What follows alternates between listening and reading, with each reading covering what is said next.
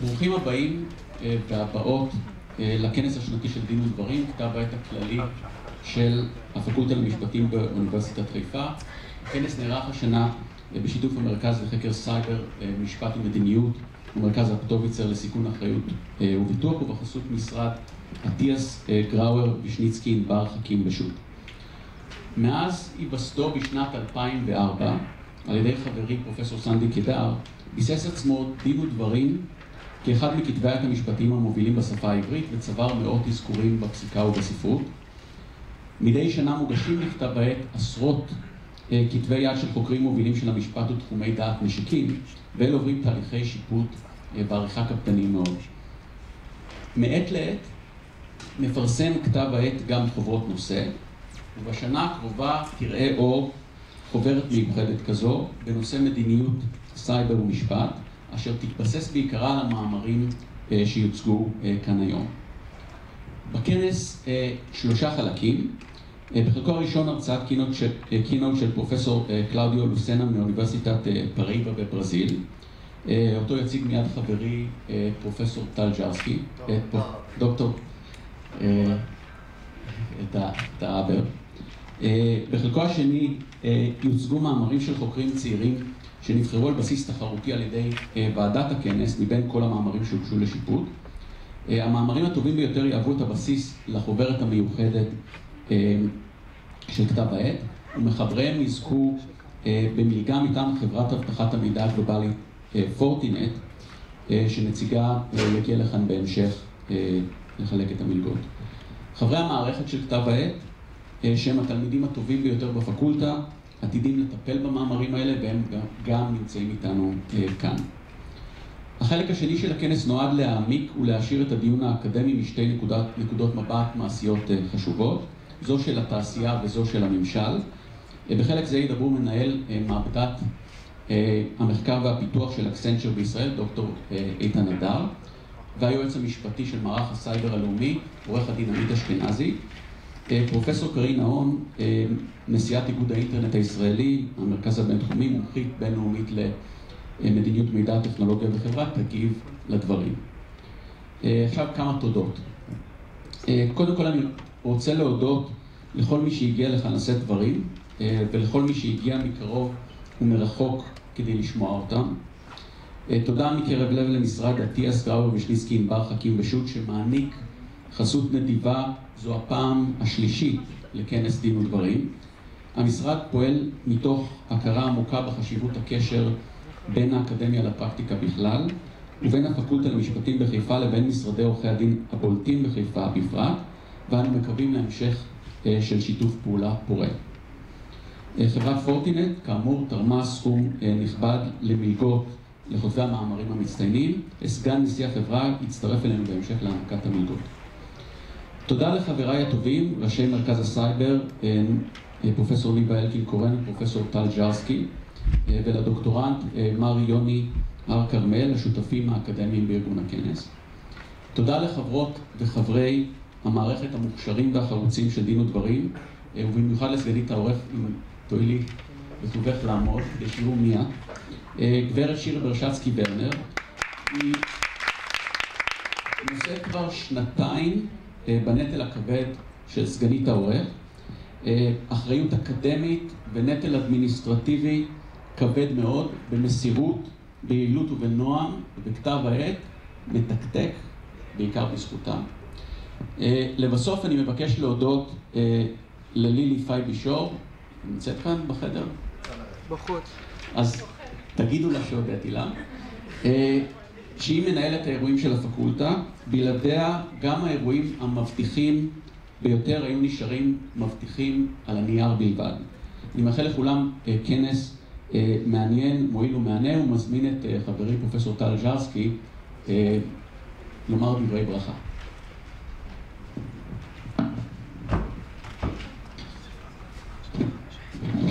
תודה רבה לפרופסור פרי. נאמר כמה דברי ברכה קצרים, גם על דעת הדיקן שנאלץ ללכת לאירוע אחר של כל האירועים המוסלמים. אנחנו שמחים מאוד לשלב כאן בין פעילות כתב העת. אגב, זו לא הפעם הראשונה שכתב העת מסייע ומשלב איתנו ידיים בכנס. לפני כמה שנים עשינו כנס בתחום הטלקומוניקציה והוצאנו חוברת מאוד מוצלחת לטעמי, שגם הייתה מלווה בפרס, וגם עם משרד אטיאס אנחנו רואים חשיבות גדולה בשיתוף פעולה אסטרטגי זה. תודה רבה רון, מיד נשמע ממנו. הפקולטה למשפטים באוניברסיטת חיפה מובילה בארץ ומהמוסדות המובילים בעולם בתחום הסייבר, ולא לחינם בחר מערך הסייבר להקים אצלנו באוניברסיטה את המרכז לסייבר משפט ומדיניות, אשר עוסק בקידום מחקר הסייבר והמשפט בישראל. הוא מחלק כספים בקולות קוראים שנוצרים בתחומים הללו. השנה בשני קולות קוראים אנחנו נחלק 1,000,000 שקל בכל קול קורא. אנחנו מארגנים כנסים, אירועים, מקדמים מחקרים, ויש הרבה מאוד פעילות, אפשר לקרוא עליה באתר שלנו שעכשיו עלה לאוויר. כבר התעכבנו מספיק, אז אני אקצר ועוד תשמעו ממני בהמשך הכנס. אז בואו נשמע מעורך דין רון חכים שיברך אותנו לקראת האירוע. תודה.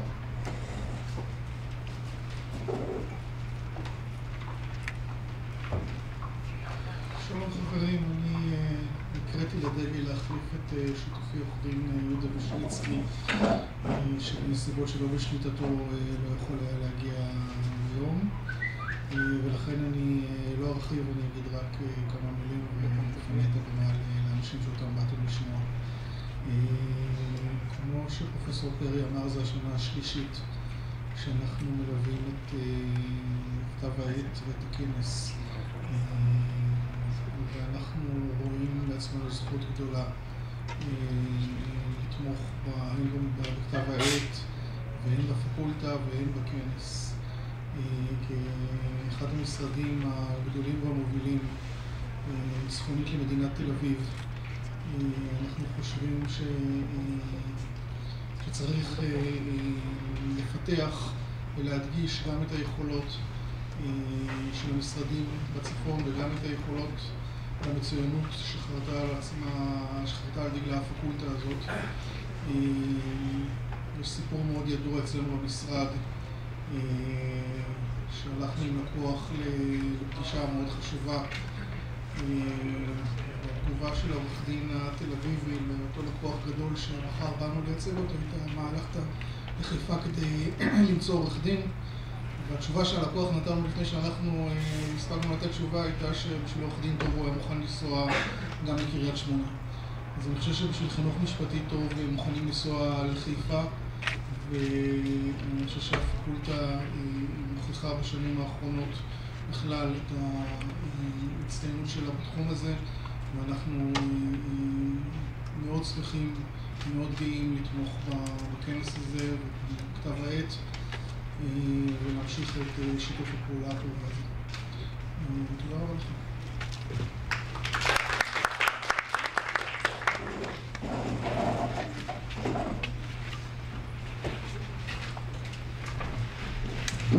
So now we're switching to English, and I'm very proud to and delighted to introduce our keynote speaker, Professor Claudio Lucena, which is a professor and the former dean of the law faculty at Paraíba State University, UEPB in Brazil, and a researcher for the Portuguese government agency affiliated with the Research Center for the Future of Law, Universidade Católica Portuguesa.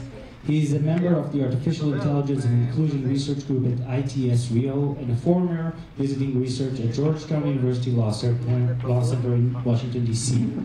For the next week, Professor Lucena is a visiting research fellow here at the Center for Cyber Law and Policy. And now we're going to hear about a topic which is dear for close to my heart, a legal framework for always-on devices. Professor Lucena, please.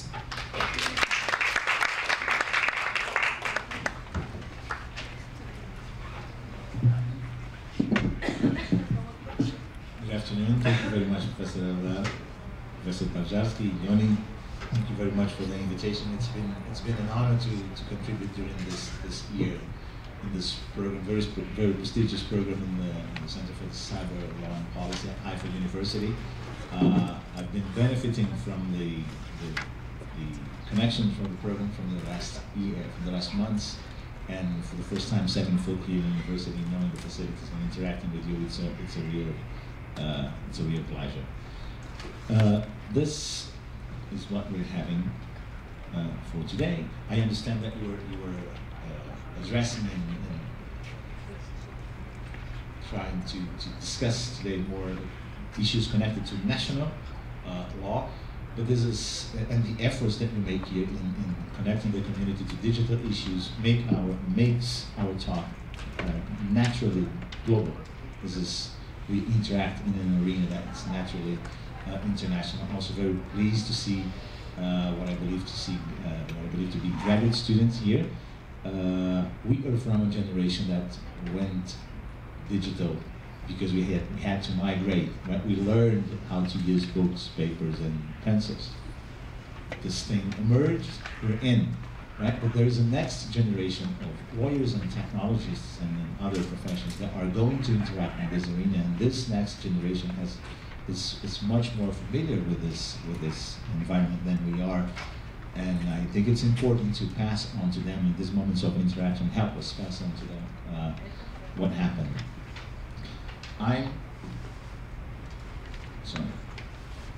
This is, by the way, a subproduct of byproduct of my actual research. We're analyzing here a framework for legal devices. Here. This is pretty much what we're going to cover in this next minutes. We're going to go. I'm going to give you a brief introduction on how and why we're addressing the theme from the perspective we are. What are quickly the policy issues and the legal environment. The idea of the fellowship was to draw a comparative study for policy, hard policies, soft law, and legal initiatives in different regions of the globe, particularly US comparative. I'm also adding the Brazilian perspective. I'm coming from Brazil, so I'm adding the Brazilian perspective, and would be very interested during this week if I could add a little bit of the national perspective too. And then the conclusion. My main research topic today is in the field of artificial intelligence and law. I also understand there are a lot of initiatives are going on in Haifa University concerning this dialogue. More specifically, what I'm trying to work is on a legal framework that it will enable the assessment, adoption, implementation, and oversight of law enforcement measures that somehow incorporate some degree of automation. This is the elevator exercise, which we're encouraged to do, is to describe in 10 seconds the issue we're working on a research project. What kind of original contribution do we believe that we're bringing to this broader project, and then I will explain to you why this stems into the theme we're bringing today. Professor Uzgasser from the Berkman Klein Center started the AI initiative around a year ago, and in his opening blog, he highlighted one of the things which still resounds very much to me until now. We should not treat artificial intelligence as a new phenomenon, as a monolithic idea, as one only single element that applies homogeneously to all categories and to all human activities. So from start, this project, we're starting looking at AI from the perspective of 3 different elements, which would be data, algorithms, and sensors. Now, the thing with data is that the regulation is fairly explored. The countries that do not have that thing already fully explored are already starting to do it, and this is something that all the globe and all the players in the international arena have already talked about. There is an ongoing debate over the governance, transparency, and accountability of algorithms. We're not sure yet which of these terms to use, to apply. For the governance, for the time being, but all other aspects have been discussed over the past 3 years. But then there's sensors, and the issue of sensors is largely unregulated throughout the world, and that's the reason why this thing is here, because when we're talking about always-on devices, we're talking about sensors. I particularly like the idea of using this word, sensors, and not Internet of Things. Because things in the Internet of Things are not things, they're sensors. And this semantic difference, it should ring a bell. A thing is something that it's just around you. It has no functionality, and that's how you interact with it. Even from a psychological perspective, that's how you interact with it. It's a glass of water, fine, it's a glass of water. You put water on it, drink water, you leave it beside you. If you say, if you verbalize, it's a sensor, then you have a different, you tend to have a different relationship with the object that now performs collecting of data. So I like to call it sensors, and for that reason I like it even more when we're starting now to use a couple of months, Professor Adam may remember a year ago, but not that much, and we're starting to use the term always on, because it describes even better what these things do. It's not only sensors, it's sensors that are there to collect information on a permanent basis. So that's the connection. We're investing a little bit more of the main project in the sensors dimension, and the sensors dimension bring something which we are starting to discuss a little bit more, a different kind of sensors. Now, the terminology is there, it's very interesting.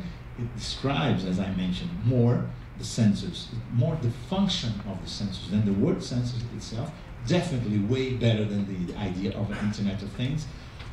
The terminology does not yet describe, let's say, globally and internationally agreed of characteristics around what they are, but we can present a couple of them. They are devices that are designed to constantly collect and transmit data, but then the sensor is pretty much like that.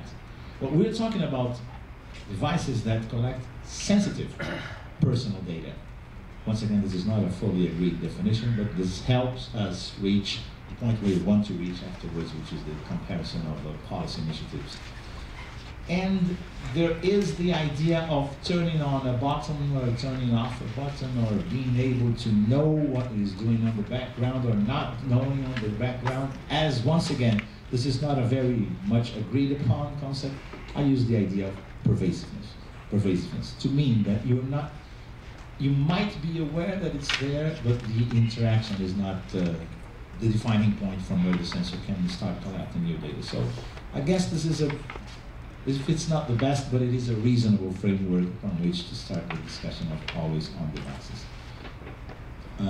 So in the work, by September 1, we hope to have a description of what's going on, then the idea, description, a real descriptive approach of policy and legal developments. For the time being, as I mean, the comparison takes into consideration EU, US, and Brazilian initiatives, and other ways forward. There is an interesting trend that has risen up over the past, let's say, 6 or 7 months. So what's going on? I wanted to contextualize the thing. You might have probably heard of many or some of these examples, but I would like to show it to you again. It starts a couple of years ago with a smart TV from Samsung that is reported to spy, eavesdrop, or just transform commands that it's collecting into voice commands into actions. When I arrived here in Israel on Monday, I updated all these policies. So unless something very crucial and very impactful happened in the last 48 hours, you are having the actual policy. By the way, something is happening in that sense, because Friday is the deadline for the GDPR, so many of them might be adapting these policies. But this is the thing we have to this morning. And as you see, in these policies, Samsung may collect and your device may capture voice commands and associated text so they can provide recognition features. And that's what connects this with the idea of artificial intelligence. We're not using very sophisticated learning, but this is natural language processing, and it's enough to connect to the environment of artificial intelligence. So this was one of the first cases that came out highlighting the capabilities. Then we have Kayla, a toy that is also able to interact. It's interesting how the terms of service of Kayla try to establish an exemption of liability from a purely legal perspective, an exemption of liability, but mentioning and highlighting that these mechanisms are not foolproof. This is one of the richest examples ever to work on various aspects of the idea of sensors, of always-on sensors, of terms of service. By the way, the privacy policy, which you're supposed to click here and have access to how they treat, collect, and interact with your data, as of this morning, presented this page, right? I would consider a GDPR updating flaw, but this is what we have as of today. Then, and I would like to point this, to highlight, I can't highlight this enough. This is not a witch hunt. I'm not looking for or looking at a technology which I want to simply condemn and ban from our existence. The idea of having a sensor that collects permanent data might be used and is being used on a general basis for good reasons. So this is a report that concerns fall detection to take care of older people inside the home. We have Japanese colleagues that report facial recognition software, which is being used on the streets in Japan to help older people who just get lost and don't know where they are anymore. And these facial recognition systems do have a positive impact. And I'm just bringing you one example that it's not. The world tends to be divided recently in tech solutionists that want to apply these things to solve all the world's problems, and the radicals on the other side that just want to ban them. There has to be a way forward in between. So that's why I'm bringing you to a positive example apart from the other funny ones. And of course, the ones that we actually consider to be voice enabled, they would be the closer in the categories fulfilling those three criteria I showed to you. Lexus terms of services are much more complete and thorough than the Google Home ones. They describe what they do with your voice, and they describe how they transform those commands. They give you an option to delete. They are fairly clear. They also state that they comply with authorities, and this is a general clause that is present at least 3 times in the terms of service, and it reflects much more the American way of thinking.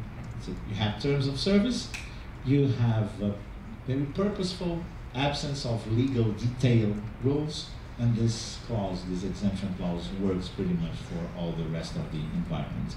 For Google Home, this clause is a little bit more expanded. How exactly do they comply, at least with the government? They explain the under applicable law exemption, at least when you're collaborating with the government, saying that the idea is to protect privacy, but if that public interest confrontation comes to a point where they cannot justify